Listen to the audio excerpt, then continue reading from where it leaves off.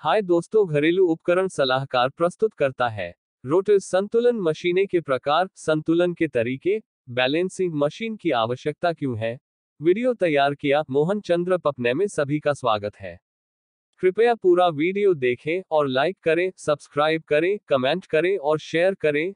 Rotor balancing का लक्ष्य असंतुलन को इतना कम करना है कि साइट पर स्थापित होने के बाद यह ठीक से काम कर सके। असंतुलन को कम करने से कंपन कम हो जाता है और रोटर और बियरिंग्स की दक्षता और जीवन बढ़ जाता है। इसके अतिरिक्त उत्पादन और मरम्मत के दौरान पूर्ण असेंबली से पहले रोटर को संतुलित करना आवश्यक है। एक रोटर पर असंतुलित द्रव्यमान के स्थान और मात्रा को निर्धारित करने के लिए एक संतुलन मशीन का उपयोग किया जाता है। रोटर मशीन बेयरिंग पर लगा होता है और मशीन रोटर को घुमाती है। सॉफ्ट बेयरिंग मशीनें रोटर और बेयरिंग के सिरों के विस्थापन को मापती हैं। मशीन इस विस्थापन और चरण कोण को मापती है, फिर मौजूद असंतुलन की गणना करती है। संतुलन मशीनें तब ऑपरेटर को वजन के जोड़ या घटाव के माध्यम से रोटर में किए जाने वाले सुधार प्रदान करती हैं। संतुलन के तरीके बहुत समय पहले एक संतुलित तकनीशियन के लिए सभी संतुलन गणनाओं को करने में सक्षम होना आवश्यक था, और सभी संतुलन स्थितियों में मानवीय त्रुटि एक संभावित योगदान कारक थी। अब सब कुछ स्वचालित है। बैलेंसिंग की सॉफ्ट बेयरिंग बैलेंसिंग मशीनों का उपयोग करते समय एक बस स्क्रीन पर दिए गए निर्देशों का चरण दर चरण अनुसरण करता है। यह कदम इस प्रकार है। 1. रोटर सेटअप को चुनें। विभिन्न रोटर विन्यासों को संभालने के लिए स्थापित किए गए हैं। एक बार जब आप रोटर कॉन्फ़िगरेशन चुनते हैं, तो आपको रोटर को स्पिन करने और माप रीडिंग लेने का निर्देश दिया जाता है, फिर रोटर को रोक दें। 2. रोटर के साथ मशीन का अंशांकन संतुलन साधन तब उपयोगकर्ता को बाईं ओर पहले सही स्थान पर एक ज्ञात वजन जोड़ने के लिए निर्देश देगा।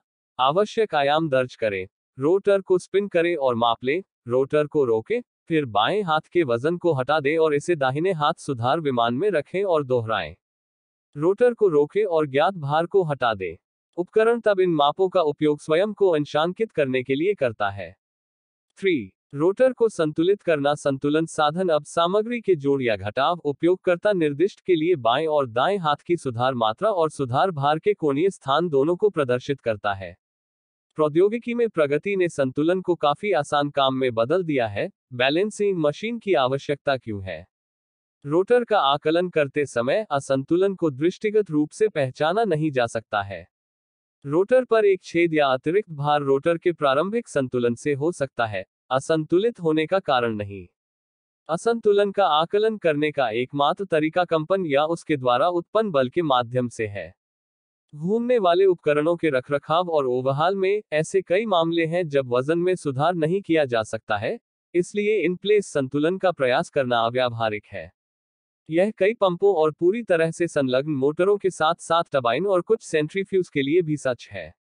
इसके अलावा रोटर की मरम्मत की प्रक्रिया सकल असंतुलन का कारण बनती है, जिसके लिए पुनः संयोजन से पहले संतुलन की आवश्यकता होती है, जिससे मशीन को चालू करते समय संभावित क्षति को समाप्त किया जा सकता है।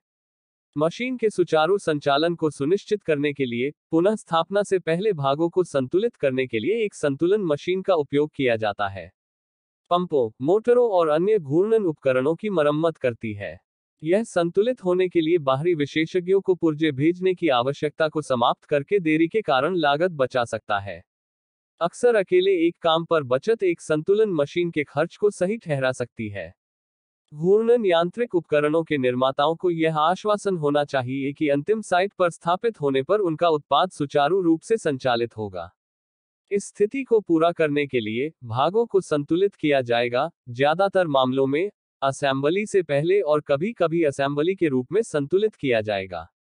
कृपया विद्युत मोटर के रोटर्स क्या हैं? रोटर्स के विफल होने का क्या कारण है के लिए हमारे अपलोडेड वीडियो को देखें। धन्यवाद। अगर हमारे लिए कोई सुझाव देना है तो कृपया हमारे व्हाट्सएप नंबर पर संपर्क करें +919312839345। हाय दोस्तों, घरेलू उपकरण सलाहकार प्रस्तुत करता है। रोटर्स संतुलन मशीनें के प्रकार, संतुलन के तरीके, बैलेंसिंग मशीन की आवश्यकता क्यों है। वीडियो तैयार किया मोहन चंद्र पपने में सभी का स्वागत है। कृपया पूरा वीडियो देखें और लाइक करें।